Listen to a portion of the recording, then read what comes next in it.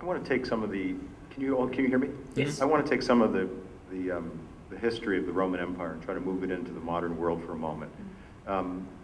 Does civic virtue presuppose good or better economic times?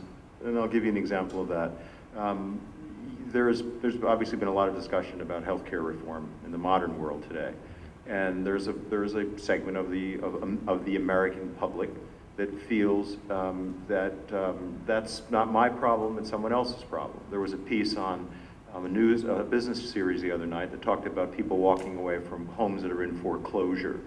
And of course, the other flip side of that is what an individual does ultimately has a cost to society, as we saw throughout the Roman Empire. And you saw this decline of the Roman Empire, this loss of civic virtue as the Roman economy began to deteriorate. So my question is, how do you achieve that balance between civic virtue, the fundamental Republican idea, and natural rights?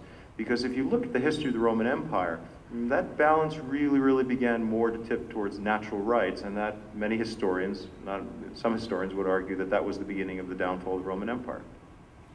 I would argue that civic virtue doesn't presuppose a good economy. I would argue that civic virtue presupposes a bad economy. Certainly in the United States, when we see the outpourings of neighbor-on-neighbor help, it's after disasters. If we look at Hurricane Katrina, if we look at the flooding of the Red River, it's when these natural disasters happen is when we see civic virtue truly come out in America. And if we look to Rome, I would argue the same. That the civic virtue, the height of the Roman Republic is when they're a small little city-state on the Italian peninsula struggling to get by against bigger and better neighbors. It's only after they conquer Carthage and Corinth in the same year and they gorge themselves on the wealth of the Mediterranean do citizens really begin to deteriorate in their virtue and in their corruption because they no longer need the state. They have their own personal wealth. As to your central question of how do we balance this notion of civic virtue and natural rights theory, I think that's a constant experiment that's been played out in the entire history of the government. The founders didn't really view themselves as a part of any one camp. They thought this notion of natural rights could be compatible with civic virtue. If you look at Scottish Enlightenment, Hume, for example, thought that individuals had an internal moral compass, and so government didn't need to necessarily worry about the virtue aspect. So long as it protected rights, individuals would go ahead and promote the virtue that they inherently had. Other theorists like Ferguson would argue civic virtue in the end can't ever completely be instilled. He argued that maybe if you set up a national military that you could promote this virtue, but even he in the end argued in the end natural rights will win out. I personally Go ahead. Think that natural rights is the ultimate thing that the government should have to individually protect, and that civic virtue has really come down to more, like my colleague stated earlier, small homogeneous decisions that maybe a family could instill. James, anything to add? We'd like to move on to another question. The only thing that I would say is I would agree with my first colleague that times of economic downfall. Great. Thank you. Go ahead. Steve, very quickly wanted to go back to the very beginning of your discussion. King James I argued that only a king, not a republic, a king responsible to God, could guarantee the liberty of all of the king's subjects. Are you sure that they dismissed all other forms of government out of hand? No, and I think we argued in our opening speech that Madison did incorporate some monarchical principles into the presidency. He wanted to certainly an efficient enforcer of these laws that Congress passed. And so he gave the president the ability to enforce these laws much like a king, but unlike a king, checked it with the rest of the organs of state. Thank you. Good. Thank you very much. Thank you.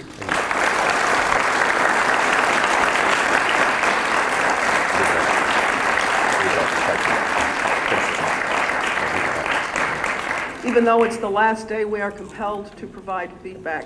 Let's start. Well, thank you, Susan. Very strong presentation. You really know the materials. What I really like about your presentation is that you really understand the history of the period. I really tried to challenge this whole notion of Madison's model of government as a system of large-scale conflict resolution, and I was trying to punch holes in that. And I thought, I believe that there's, you really attacked this issue of the difference between the balance between civic virtue and natural rights really very well. I spent a few years living in Rome, and I watched that. I used to walk by the Colosseum, and you could see sort of the decline of the Roman Empire. And I always thought it was maybe more a matter of natural rights had kind of overtaking. But when you throw in the economy and the wars, and so I have to say you really have a good grasp of the material, and it's truly an honor to be with groups like yourselves. Thank you. Thank you. It was indeed an honor to be here with you. I I wish we had more time to talk about the idea of virtue, because I keep wanting to go back to the Italian concept of virtù, which meant something very different. And I'm not really sure what the founders were meaning virtue in our modern sense, or virtù in the Renaissance sense, because they were there in the middle of it, and that would create a very different understanding of civic virtue. I thought you did a terrific job. You obviously have grasped the history very well. I would urge you to go back and revisit the Constitutional Convention. Madison's plan that he proposed and defended looked almost nothing like what the convention wound up adopting. He didn't have a plan for the executive. He came unprepared to deal with the executive. His was a theory of representation. The notion that there are monarchical elements built into a system based on popular sovereignty scares me. I would urge you to at least rethink it, and maybe it's a matter of defining terms, but monarchy derives its authority from some source other than the people, and it's very clear in our founding documents that republicanism is derived either directly or indirectly from the people. So organizing the structure, I think the founders would argue, did not undermine the notion of popular sovereignty. Now, maybe they were wrong, and as I say, it may all just be a definitional matter, but that's the only place where I would really urge you to think a little more. And his notion that federalism was a good thing. Take a look sometime at Madison's diary after he lost on the Connecticut Compromise. Disaster.